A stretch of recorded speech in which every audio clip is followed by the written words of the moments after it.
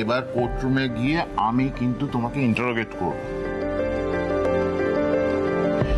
না না, তোমার যা মনে হবে তুমি সেই অনুযায়ী কথা বলো। আমি জানি তুমি শেখানো বলি বলতে পারো, সেটা আমি তোমার আর মিঠাইয়ের কেসটার সময় দেখেছি। কিন্তু একটা কথা মনে রাখবে,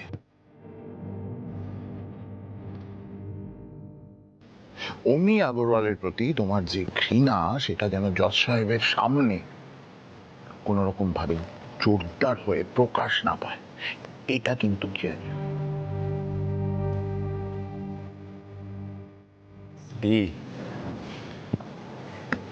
হলো সিটি? তো গোড়া থেকে এত পজিটিভ ছিলে, এত নার্ভাস হয়ে গেছো কেন? কিছু না। আচ্ছা ঠিক আছে, এবার চল, সময় শেষ হয়ে আসছে তো।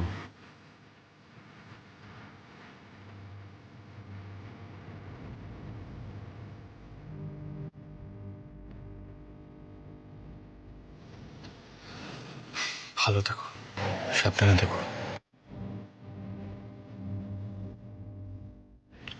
চল।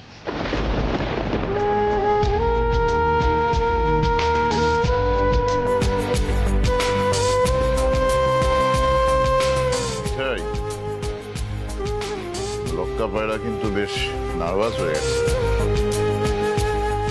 যাক, একটা কথা তোমাকে আমি বলে রাখি, তোমার প্রতুল জ্যাঠামশাই সমস্ত রকম ভাবে চেষ্টা করবে যাতে সিদ্ধার্থ জামিন পায়।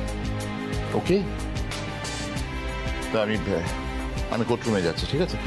রাতুল, তুমি একটু মিঠের দিকে খেয়াল।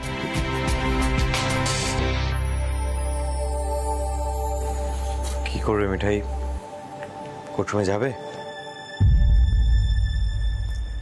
আমি একটু এখানে গোপালের কাছে থাকবো না তো জামাইবাবু?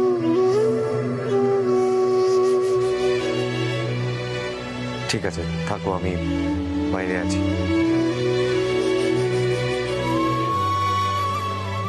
মিঠাই, কিচ্ছু খারাপ হবে না, ঠিক আছে?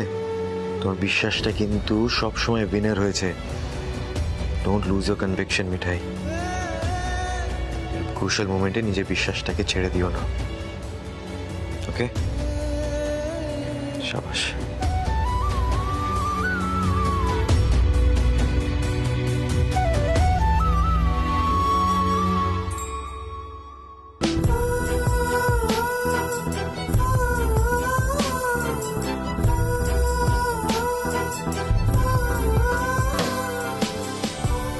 আমি আর তোমাকে কিচ্ছু বলবো না,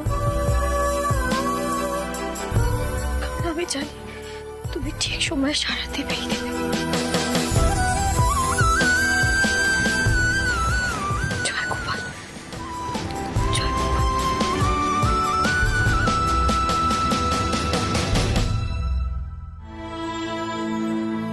বাড়িতে আর টিকতে পারলাম না রাজীব, চলেই আসতে হলো।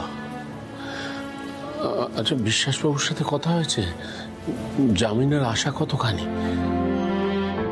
দাদাই, আপনি এভাবে অস্থির হয়ে পড়বেন না। বিশ্বাসবাবু চেষ্টা করছেন তো। উনি বলেছেন সিদ্ধার্থকে প্রশ্ন করে ওর মনের অবস্থাটা জানার চেষ্টা করবেন। সমস্যাটা হলো, কোর্ট এখন বেল দেওয়ার আগে ভেবে দেখবে যে দাদাভাইকে বেলটা দিলে সেটা সমাজের জন্য কতটা বিপজ্জনক হতে পারে। ঈশ্বর, এই দিনটাও দেখতে হলো। আচ্ছা, আগরওয়াল জানে? সে এলো না একবার?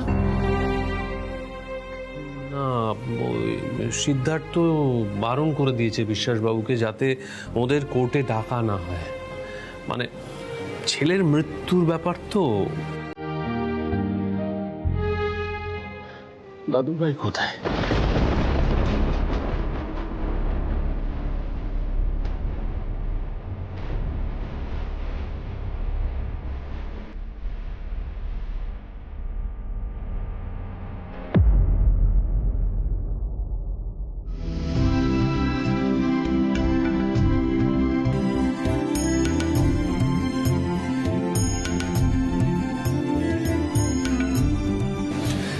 দাদা এখানে কি করছে? তাদের বয়স হয়েছে, শরীর খারাপ, তাও এখানে এসছে। তুই জানিস ভালো করে দাদি আমাকে কি চোখে দেখে, একবারও বারণ করলি না। সেট দাদাই বাড়িতে নিজেকে স্থির রাখতে পারছিল না, প্রচন্ড টেনশন করছে। সেখানে এসে তো প্রেসিডেন্টটা দেখতে পারবে নিজের চোখে। স্যার, সেশন শুরু হওয়ার সময় এসে গেছে, এবার পজিশন নিতে হবে। হ্যাঁ সতীর্থ, সেট আমার কথাটা মন দিয়ে শোন। বিশ্বাস বাবু যেমনভাবে জবাব দিতে বলেছে ঠিক তেমন ভাবেই দিবি। আজ বিল হওয়াটা খুব জরুরি।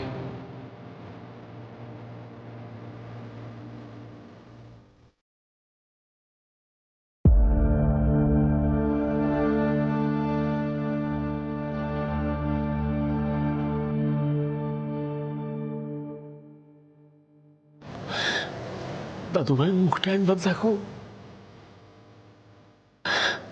আর কত ঝড় যে যাবে ছেলেটার ওপর দিয়ে। আচ্ছা মিঠাইকে দেখছি না। মিঠাই ঠিক সময় চলে আসবে দাদা। রাতুল আছে ওর সাথে। বুঝতেই তো পারছো, মেয়েটা সহ্য করতে পারছে না এসব।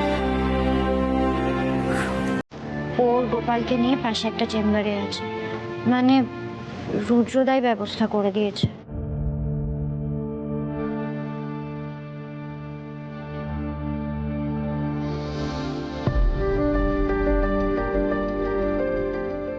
Court is now in session.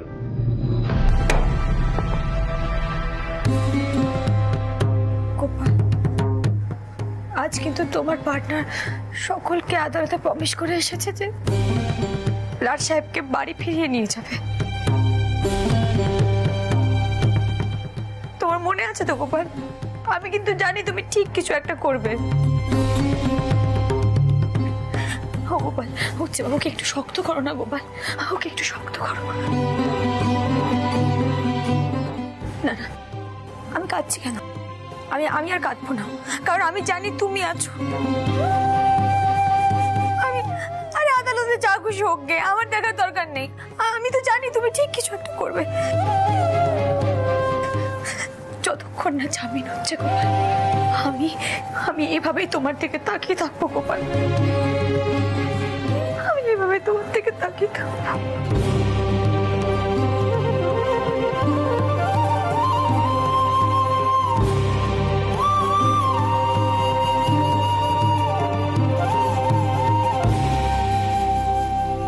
মিঠাই, দাদা টেক্সট করেছে, একবার কোর্টরুমে যেতে হবে, দাদাই এসছে। দাদু, দাদু কেন এসেছে? দাদু এসব সহ্য করবে কি করে?